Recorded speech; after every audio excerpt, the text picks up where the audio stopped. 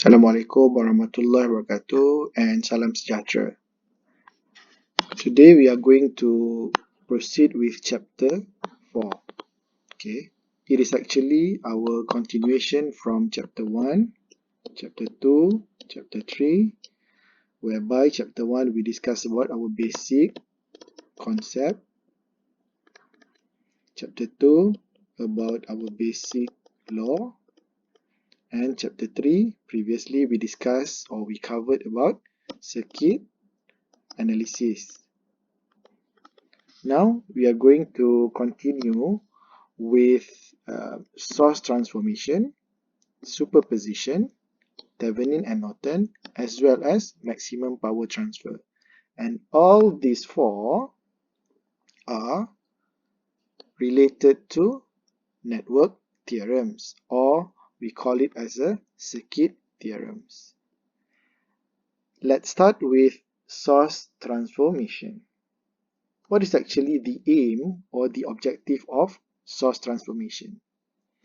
It is actually to transform any voltage source to current source and vice versa. What does it mean? So if you have this one, your voltage source and your resistor, you can transform into your current source and your resistor. But you must remember that your voltage supply equal to I supply multiplied with RB. Okay, in this case, this is your RB, this is your IS. If you want to have your IS equal to VS over RA, so this is your VS, this is your RA. And in this case, you must remember that your RA equal to your RB. We are going to proceed with superposition theorems. Superposition theorem defines that the voltage across or current through an element in a circuit is the algebraic sum. Okay, you must remember here, it is about the algebraic sum of the voltage or current of that element due to each independent source acting alone. It means that you have to proceed with two methodology. Number one, only one independent source at a time. Okay, you must remember only one independent source. What is independent source? So no diamond. Okay, diamond is dependent, right?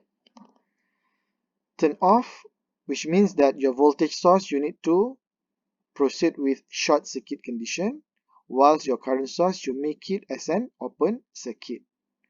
If you deal with dependent source, you just left as it is because they are controlled by circuit variables.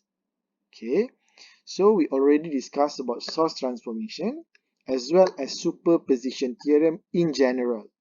Later on, we are going to continue with Thevenin and Norton as well as maximum power transfer, and we will follow through various examples to enhance our understanding.